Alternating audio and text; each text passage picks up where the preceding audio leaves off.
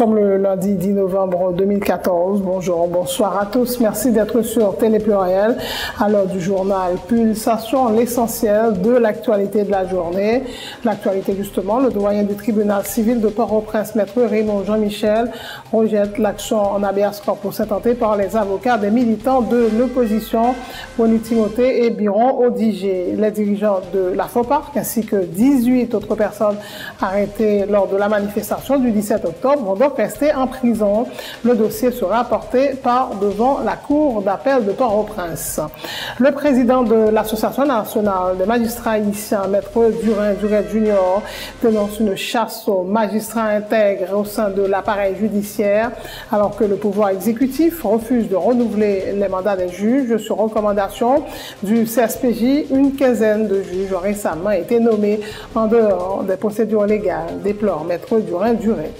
La police annonce l'arrestation de 2 des présumés bandits ayant participé à l'assassinat de l'ingénieur Marie-Georgia Guirin-Pamphile le vendredi 7 novembre dernier à Delma 31. Il s'agit de Fleury Jean Michelet et Andy Janvier. Plusieurs autres individus, dont un cambiste, sont activement recherchés pour leur implication présumée dans ce meurtre, selon le porte-parole adjoint de la PNH.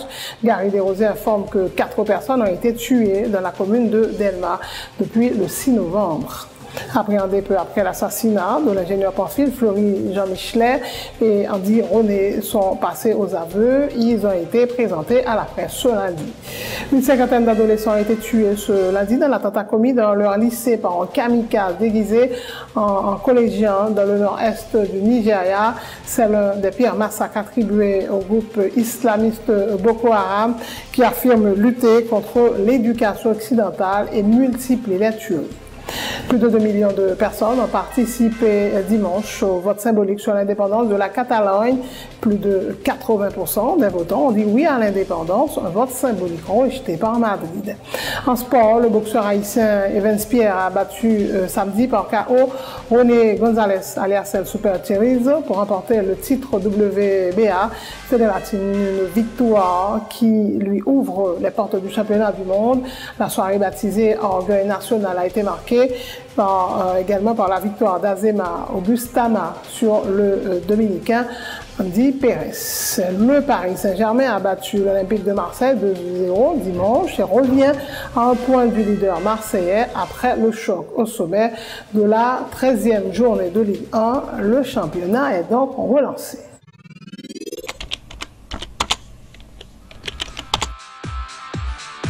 Bienvenue dans cette édition d'Information Pulsation, l'essentiel de l'actualité de la journée. Merci de votre fidélité. Bienvenue dans ce premier numéro de Pulsation Week-end.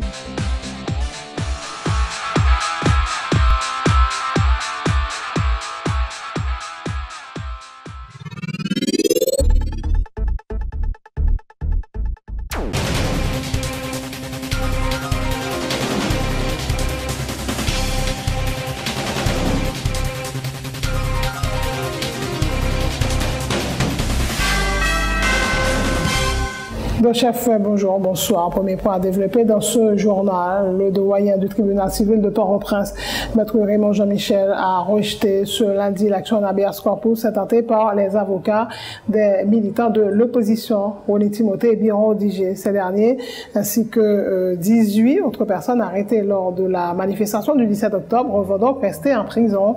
Le dossier sera porté devant la Cour d'appel de Port-au-Prince. Byron Odigé et Rony Timothée, dirigeant de la FOPARC, une organisation populaire de l'opposition, a été interpellé le 26 octobre dernier, notamment pour troubles à l'ordre public et destruction de biens d'autrui lors de la manifestation du 17 octobre. La question des prisonniers politiques a été abordée lors de la rencontre vendredi entre le chef de l'exécutif et des membres de la société civile et d'organisations de droits humains. Il a été demandé au président et à son équipe d'adopter un autre comportement vis-à-vis des opposants, selon Ronnie Desroches de l'ISC, soulignant qu'une fois de plus, le président Martelly a nié l'existence de prisonniers politiques dans les centres carcéraux du pays. Je crois que question ça a été effectivement abordée. Moi, je crois que c'est l'autre conseiller surtout qui était parlé de ça. de question ça. Bon, point de vue par eux, c'est que pas un prisonnier politique, mais nous-mêmes nous avons insisté pour dire que gagnent des prisonniers d'opinion et que dans le cadre de manifestation et cap fait ou pas capable d'arrêter un monde comme ça et nous fait passer ce message là que si ils ont attitude différente par rapport à ceux qui ne sont pas du côté du pouvoir et cap manifester, si ils ont une attitude plus permissive, n'est-ce pas, de compréhension de ça pour revendiquer à tout, eh bien certainement ça a créé un climat d'apaisement. Et qui réponse président bon? Bon, le président n'a pas une réponse par rapport à ça. Écoutez-nous, même pas capable de dire que le bail une réponse. Le président de l'Association nationale des magistrats haïtiens, Maître Durin Junior, dénonce une chasse aux magistrats intègres au sein de l'appareil judiciaire, un comportement qui, à son avis, traduit la volonté de l'exécutif de tout contrôler. Il ajoute que cette attitude menace sérieusement l'intégrité au sein de la magistrature, alors que le pouvoir exécutif refuse de renouveler les mandats des juges sur recommandation du CSPJ. Une quinzaine de juges ont récemment été nommés en dehors des procédures légales, déplore Maître Durin Junior. C'est que nous avons même étape notée avant, pour ne pas dire nous faisons plus bac, pour que les autres fassent plus bac. Dans un premier temps, nous étions presque à une centaine de magistrats, nous avons dépassé plus que 100. Donc, c'est que aucun pas fait du côté de l'exécutif. Il y a des promesses de rencontre nous avons fait avec CSPJ en mois de juin écoulé, mais malheureusement, le ministre a imposé au bagage, c'est ou bien il fait moun sa prêter serment, sinon l'autre mandat pas reconduit. Non, on rencontre, il a accepté une condition pareille. Donc c'est une rencontre un accord de la honte. Et il y a 15 noms qui viennent encore là.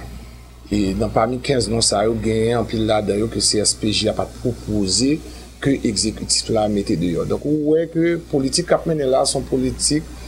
Et il a fait temps passer, pendant qu'il a fait temps passer, il a glissé de temps en temps monde par eux dans le système là, et pour venir occuper l'appareil justice là totalement. Et ça fait longtemps, j'ai 19 ans de carrière comme magistrat. C'est la première fois dans le système là, nous voyons que survie magistrature a menacé, intégrité de la magistrature sont qui menacé.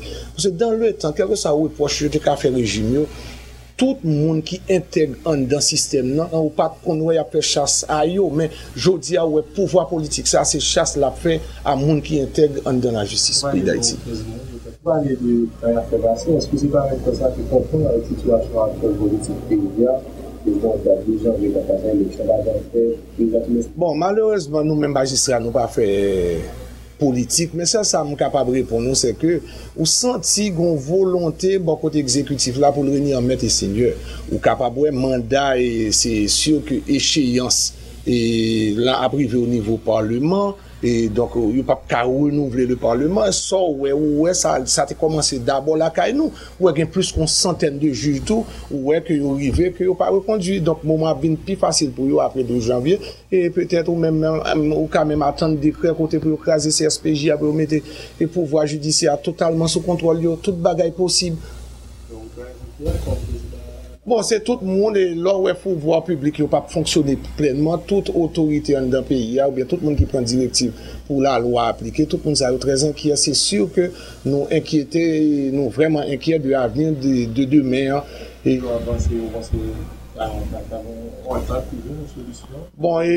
bon, nous toujours avec dialogue, mais c'est pas dialogue dit on fait dialogue fait temps perdu, un dialogue fait pour bon dialogue fait pour sincère. Donc je pense que un dialogue sincère pas besoin de temps pour marcher.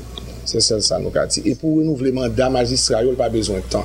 Le président du bloc des parlementaires pour l'équilibre politique, Pierre Martin Tatout, appelle les protagonistes de la crise à s'entendre en vue de sortir le pays de l'impasse. Il dit noter que chacun cherche à défendre ses propres intérêts alors que la situation tend à s'aggraver de jour en jour. Je pense que c'est politique, tout simplement politique. Et le président, je dis, c'est numéro un paysan. Et qui gagne question engagement politique là, vrai politique, équilibre là dans main li. Et parti politique c'est politique qui a fait son bataille de pouvoir avec 6 partis politiques. Je pense que gon grande bagaille qui a résoudre et problème ça. Si nous besoin de solution, c'est dialogue. Le député de la 2e circonscription de Corail, Victor Ronald, appuie la démarche du président Martelly consistant à rencontrer les principaux acteurs de la société en vue de trouver une solution à la crise, alors que plus d'un s'inquiète de la confiscation de tous les pouvoirs par l'exécutif. Après le 12 janvier 2015, le parlementaire fait remarquer que le chef de l'État a l'obligation d'assurer la gestion du pays, notamment de prendre des mesures pour organiser les élections si les acteurs politiques n'arrivent pas à trouver un compromis sur le vote des amendements à la loi électorale. L'élection, c'est un acquis démocratique. Pas oublier que le principe même des règles du jeu démocratique exige l'organisation des élections. Donc, démarche président, c'est pour aboutir à qui ça? Pour aboutir à l'organisation des compétitions électorales. Mais est-ce que le café président confiance il a pris le pouvoir là? Parce qu'à plusieurs reprises, il a annoncé que la deuxième lundi au lendemain du deuxième lundi du mois de janvier, est dirigé par décret. Bon, à mon avis, je pense que démarche là, c'est pas ça. Et il va oublier que l'article 285-1, si je ne m'abuse, il baille le plein pouvoir au Conseil national de gouvernement, côté que le capable de prendre des décrets et en force de loi. Mais cet article a été abrogé dans la Constitution amendée. Maintenant, le président de la République là, même clair, je suis très clair là-dessus. Et si la loi électorale n'est pas votée, et acteurs politiques n'ont pas qu'à joindre un modus operandi pour que nous évitions d'entrer dans une crise profonde, comme je dit tout à l'heure, qui n'a même pas sa raison d'être. Alors là, maintenant, est-ce qu'on va regarder le pays? Est-ce que tout le monde va l'assister que l'exécutif, il va être les bras croisés et puis le pays n'a pas dirigé?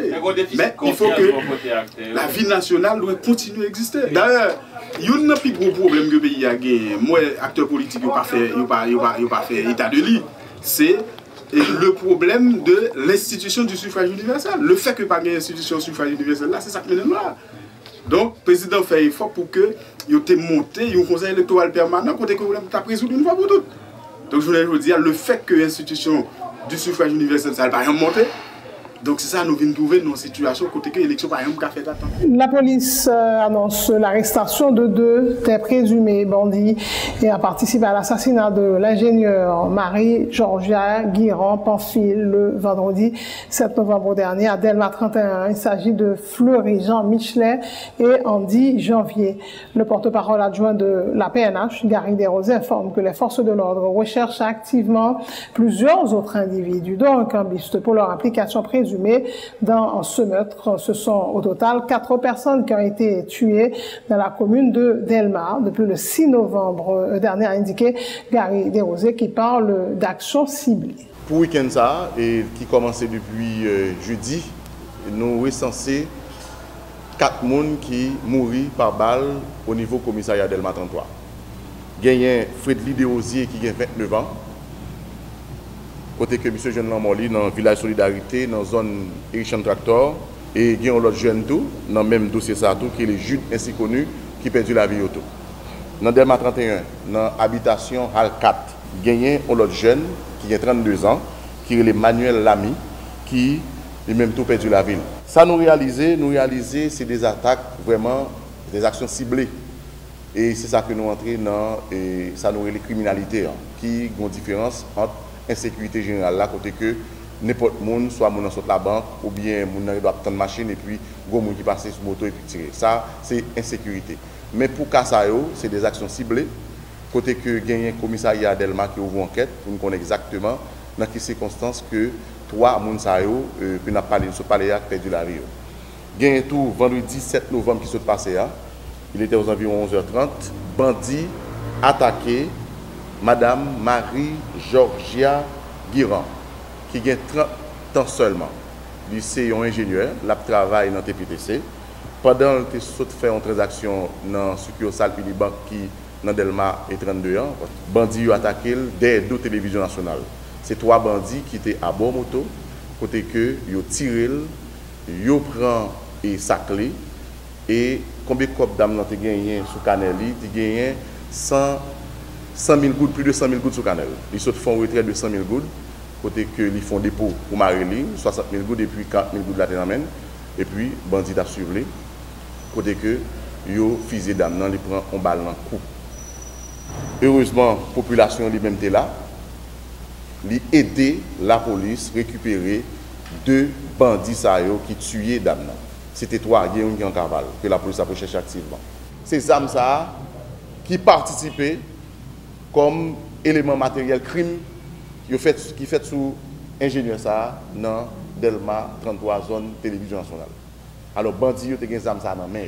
La police a recherché chef de gang nan qui continue les Okaï, monsieur c'est basé et Carrefour Jean Zodian. Il y a un gros Jimmy tout qui a recherché qui sont cambis liés. T'as semblé justement c'est lui-même qui dit bandits mais dame ça fait en retrait. Et puis, il est arrivé sous Damnan. Malheureusement, Damnan a perdu la ville. Il y a tout, tête calée, tout qu'il a recherché. Monsieur Sao, tête calée a toujours lui-même circulé dans un jeep galopeur de couleur grise. Et chef de gang lui-même, c'est un précaire blanche de porte péliguen. Appréhendé peu après l'assassinat de l'ingénieur Pamphile, Fleury Jean Michelet et Andy René sont passés aux aveux. S'ils reconnaissent avoir fait le coup ensemble, ils s'accusent mutuellement d'avoir exécuté l'ingénieur Pamphile qui revenait d'une banque commerciale. Ils ont été présentés à la presse ce lundi.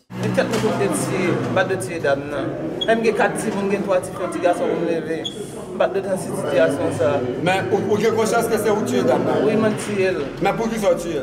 Élément ça, mais c'est on sait même que les gars et bien sûr dans bagala, là mais c'est pas dans bagala, dans pas les tirer caca. Qui te lui expliquer? Allez non. On met parler. Continue. On allait me tirer caca mais manique faire mais bon, les regarder moi dans na vie, ba yam continue mourir. C'est pas arrêter me mener dans commissariat moi dans vie dit dans na moi me donner photo. C'est qui est-ce qui t'a tiré là? Élément ça. C'est comment il est même? Comment il est? C'est pas une fois tirer moi même. Mais faut pas qu'on fait ça mais businessman moi. Qui business ou à monter comme ça? Quand business qu'on fait. Qui bon? Bon de l'image. Pour des jeunes amis. Pour des jeunes amis. Mais ça n'a pas de sans amis neuf liés. On élément que les occasions de bonne zone là. Et depuis nous pas taper dame non? Non, parce que y a des gens qui entrent jusqu'à chercher dame pour nous et nous camper dehors dans la machine. Mais qui monde qui dit que dame non saute la banque là? Qui monde? Mais est-ce qu'on est habitué à faire ça déjà? Par contre, c'est pendant 3 fois que je fonctionne avec monsieur. Bon, ça me dit là parce que monsieur son campus, monsieur c'est dans matin droit. Il est vraiment contre le cas, mais pas contre monsieur bien. On s'en dit au cas là son qui dans business pour on s'en dit non. On a ça vient passer, monsieur vient avec des manches, il dit OK, on a fait notre bagaille. Bon, bien qu'il avait dit, il dit ah même pas prêter non, vraiment ils sont bonnes donc on a fait 3 cours, il fait c'est activité de contre mener. Non, même de contre fait pep auparavant, on s'en dit non, moi bah difficile pour moi. Qu'on y a mouillé pour les armes. Comment on sent nous par rapport avec ça qui mourit qu'on a? Comment on sent nous? Bon, pour moi même ça a vraiment fait mal. C'est parce que normalement monsieur pas attendre qu'elle fise dame non et on va pas mentir. Vous pas plaindre tirer dame non. Comment non, t'es que dame non. Et vous pouvez me dire. Attendez ça me dit. Si que dame non tout pas dire la fise. La qu'on a mon cap fise et vous ça me pose dame sur moi. Et vous ça me dame sur moi. Comment vous avez mené l'opération? Non, monsieur qui est en allé. Bah non. Fleury Jean Michelet. En janvier. Autre nouvelle, plus de 15 300 familles ont été sinistrées sur les 5 départements frappés par les dernières intempéries et provoqué des inondations. C'est ce qu'a indiqué Jean-Michel Sabat du Système national de gestion des risques et désastres. Il fait aussi état de plus de 2000 hectares de cultures affectées, particulièrement dans les départements du Nord et du Nord-Est. Rappelant que le gouvernement avait débloqué des fonds d'urgence pour soutenir les familles victimes. Jean-Michel Sabat informe que pour l'instant, une campagne de sensibilisation est en cours de manière à prévenir les risques d'épidémie. Nous avons affaire de 15 309 familles qui étaient victimes sur ensemble départements, sur 5 départements qui étaient touchés, parce que nous avons des chiffres excellents sur l'indépendance, qui étaient constitués tout quand même, qui ont 90 familles qui étaient touchées. Et nous avons rappelé en termes de pertes dégâts qui ont été faits, sur le département nord-est, il y a 984 hectares qui sont vraiment affectés dans différentes cultures. Et sur le département nord, il y a 1227 hectares. Et nous avons un rappel rapide, dans la réponse immédiate, Jean-Ministre l'a annoncé là, le gouvernement, au-delà de 34 millions de gouttes qui étaient annoncés par le Premier ministre là, dans le fonds d'urgence au niveau départemental, Jean-Ministre social et encore, dans le plan de protection de santé prévoit qui était mobilisé dans le département. Dans le département nord, il y a 2 445 000 gouttes qui étaient décaissées pour faciliter l'intervention rapide dans la première urgence.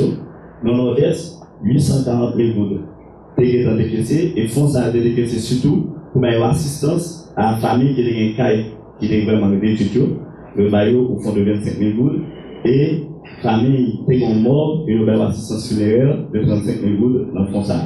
Et dans le Nord-Ouest, il y a 400 000 gouttes qui est débloqué dans le fonds d'urgence surtout à côté 34 millions, surtout pour accompagner les TPTC qui a fait avoir assainissement dans le niveau ville pour le paix. Donc, après, il y a des actions vraiment, le ministre a vraiment tout dit, c'est des actions qui créent un TPTC qui étaient faites, qui étaient dites.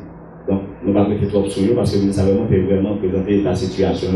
C'est des actions de curage, de rétablissement de voies d'assainissement au niveau des départements nord, nord-est et nord-ouest. Et surtout, action en santé, c'est lutte antivectorielle qu'a fait contre l'épidémie et surtout information, sensibilisation population, surtout pour qui fait. Et il y a un important qui est fait dans le nord, c'est des cliniques mobiles qui fait dans le quartier qui affectent eux. Et il y a des examens médicaux qui étaient faits au niveau abrio avant de le faire. Le ministre de l'Intérieur et des collectivités territoriales, Réginald Delva, invite la population à rester vigilante en raison notamment des risques d'inondation dans les zones vulnérables. Les opérateurs du centre d'appel, le 177, resteront mobilisés en vue de continuer à accompagner la population, promet le ministre Delva. Pour l'heure, les habitants des zones affectées par les dernières intempéries sont en train de regagner leur domicile selon Réginald Delva. Phase que nous avons, c'est phase réponse.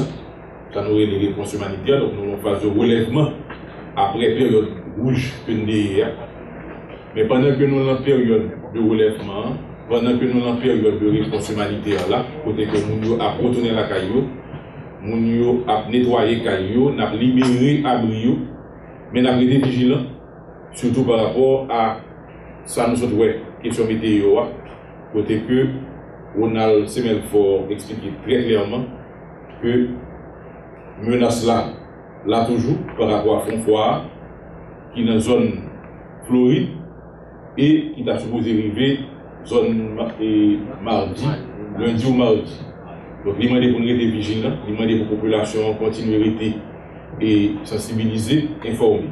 Pas bien de mettre en place un centre d'appel depuis le début de la crise là, à travers le numéro 177 là, qui recevra un l'appel et profiter et féliciter la population. L'opérateur a été mobilisé par rapport à temps qui semblait capable de pas améliorer dans le jour à venir. Donc, on a continué à former la population, on a continué à faire des réponses souterraines et nous demandons pour pendant que nous avons libéré Abrio, Jean nous a expliqué le danger, un travail qui fait pour que nous ayons l'autre comportement. Curage Caneux a continué, TPTC, environnement, ministère de la Défense continue sur le terrain, c'est ça qui est important, c'est bailler de l'eau à côté pour l'aller, et l'important pour que nous connaissions tout, mon comportement, même le SMCRS ça travaille, mais il faut nous éviter tout pour nous jeter fatigué à n'importe qui.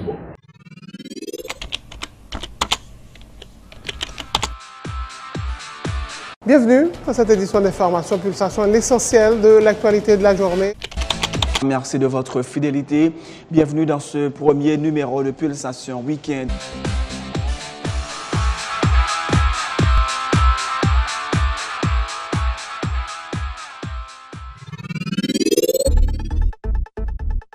C'est la fin de ce journal. Le rappel des titres avant de prendre congé de vous. Le doyen du tribunal civil de Port-au-Prince, Maître Raymond Jean-Michel, rejette l'action d'habeas corpus intentée par les avocats des militants de l'opposition Ronnie Timothée et Biron Odiger, les dirigeants de la FOPARC, ainsi que 18 autres personnes arrêtées lors de la manifestation du 17 octobre vont donc rester en prison. Le dossier sera porté devant la Cour d'appel de Port-au-Prince. Le président de l'ANAMA, l'Association nationale des magistrats haïtiens, Maître Durin-Duret Junior, dénonce une chasse aux magistrats intègres au sein de l'appareil judiciaire, alors que le pouvoir exécutif refuse de renouveler les mandats des juges sur recommandation du CSPJ. Une quinzaine de juges ont récemment été nommés en dehors des procédures légales, déplore Maître Durin-Duret. La police annonce l'arrestation de 2 des présumés bandits ayant participé à l'assassinat de l'ingénieur Marie-Georgia Guiran, Pamphile, le vendredi 17 novembre dernier à Delma 31. Il s'agit de Fleury-Jean Michelet et Andy Janvier. Plusieurs autres individus, dont un cambiste, sont activement recherchés pour leur implication présumée dans ce meurtre. Selon le porte-parole adjoint de la PNH, Gary Desrosiers, informe que 4 personnes ont été tuées dans la commune de Delma depuis le 6 novembre. Appréhendés peu après l'assassinat de l'ingénieur Pamphile, Fleury-Jean Michelet et Andy René sont passés aux aveux. Ils ont été présentés à la presse ce lundi. L'actualité internationale, une cinquantaine d'adolescents ont été tués ce lundi dans l'attentat commis dans leur lycée par un kamikaze déguisé en collégien dans le nord-est du Nigeria. C'est l'un des pires massacres attribués au groupe islamiste Boko Haram qui affirme lutter contre l'éducation occidentale et multiplie les tueries. Plus de 2 millions de personnes ont participé dimanche au vote symbolique sur l'indépendance de la Catalogne. Plus de 80% des votants ont dit oui à l'indépendance, un vote symbolique rejeté par Madrid. En sport, le boxeur haïtien Evans Pierre a battu samedi par KO René Gonzalez, alias Super Cherries, pour remporter le titre WBA Featherweight, une victoire qui ouvre les portes du championnat du monde. La soirée, baptisée Orgueil National, a été marquée par la victoire d'Azema Augustama sur le Dominicain Andy Perez.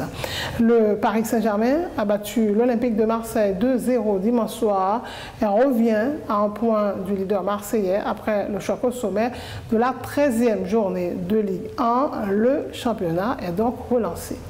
Merci d'avoir suivi ce journal. Bonne suite de programme et bonne semaine sur Télé Pluriel.